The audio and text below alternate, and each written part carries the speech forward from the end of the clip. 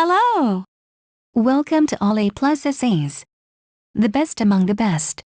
My name is Julie and I will be your instructor as we read through assessment and learner's essay. The article source is embedded in the video description below. Feel free to read along. Please note that you can get a custom, plagiarism-free essay for as little as $10 a page at All A+ Essays. The link is in the description. Understand how to involve learners and others in assessment. 1. Explain the importance of involving the learner and others in the assessment process. Assessment is all about making judgments. A major argument for involving students in self and peer assessment is that it helps them to develop the ability to make judgments, in particular about themselves and their work. This is an important life skill as well as an academic one. If an assessor wants to observe a specific piece of evidence but is unable to because maybe it has an unregistered trademark occurred in any methods of assessment. This is where an unregistered trademark is important for others to get involved, for example the managers or the colleagues. The workers can motivate the learner when the assessor is not around. The workers can act as an expert witness, so when the assessor goes to visit the candidate she could provide the assessor with a witness testimony, and this will be put as evidence in the portfolio. 2. Summarize types of information that should be made available to learners and other involved in the assessment process. Students should be made aware of the criteria in which they will be assessed from the start of the course as well as the forms of assessments that will be used during the process and the length of time it will take. The learners should be given information on what the outcome will be for the different assessments undertaken as well as what qualification is expected on completion of the course. 3. Explain how peer and self-assessment can be used effectively to promote involvement and personal responsibility in the assessment of learning. There are many benefits of peer assessment. Students assessing each other unregistered trademark as learning can help the learners to feel supported by their peers. There is also the benefit that the learners may be able to relate more easily with their peers than with a tutor. Peer assessment assists the learners gain confidence and social skills and shares the roles of assessing and being assessed equally between the learners. One suggested peer assessment activity is to have students work in groups, discussing each other unregistered trademark as unregistered trademark and class assignments and ways to improve, develop and adapt for improvements, providing their peers with peer-led feedback and assessment. Self-assessment is a natural progression and grows out of peer assessment. It allows the students to examine their own work and discover strengths and weaknesses for themselves. This can be carried out through reflective practice through a diary of learning or learning log that allows the student to see progression and reflect upon the journey.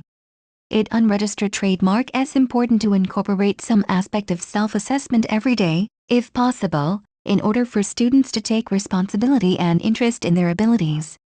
Another way of using self-assessment is by asking the students to give themselves a grade on the work that they have completed before handing in the work to the marking criteria set, or for student looks at their assignment and marks green for questions that they feels confident about, yellow for questions that they are unsure of and red for questions that will require help. 4. Explain how assessment arrangements can be adapted to meet the needs of individual learners. Assessment arrangements can be adapted by allowing the learners to have an element of choice on how the criterion is assessed. This will allow the learners to feel included and means that the tutor is not offering an alternative or necessarily forcing the learner to disclose their lack of understanding or forcing adjustment. An example would be giving all learners the choice of having a unit assessed either by portfolio or by written examination or by observation. In short, as long as the assessment criteria are being assessed to the same standard, the assessment method can be flexible and should meet the needs of the learners. 5. Understand how to make assessment decisions. 1. Explain how to judge whether evidence is sufficient, authentic and current. All assessments must be valid, reliable, practicable, and equitable, and assessors must apply the standards of assessment uniformly and consistently.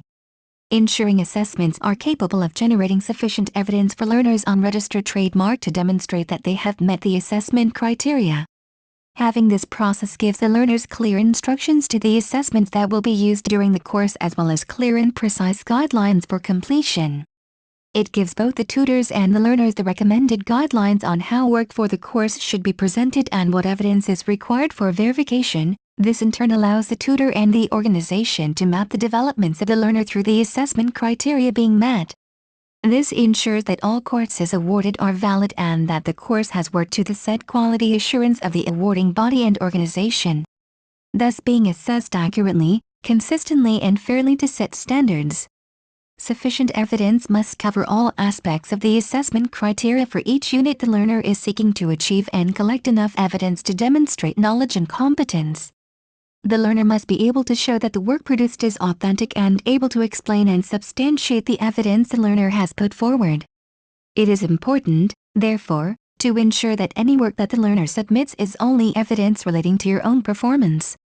Current unregistered trademark means evidence relating to skills, attitudes and knowledge you can currently demonstrate in relation to the criterion and unit being taught. 5. To explain how to ensure that assessment decisions are made against specified criteria, valid, reliable and fair, the assessor should follow as far as possible the criteria set down in the relevant unit and qualification. All qualifications go through a standardization process that enables each assessor to consistently make valid decisions. That all assessors make the same decision on the same evidence base and all candidates are assessed fairly. All corresponding evidence from the learner should be reliable in that they have concrete knowledge and skill to back up their evidence.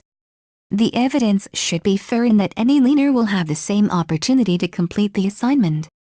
Thank you for taking your time to listen to me. I hope you enjoyed learning about assessment and learner's essay as much as I did. Kindly remember that you can get a custom, plagiarism-free essay at all A+ essays for as little as $10. The link is in the description. See you next time.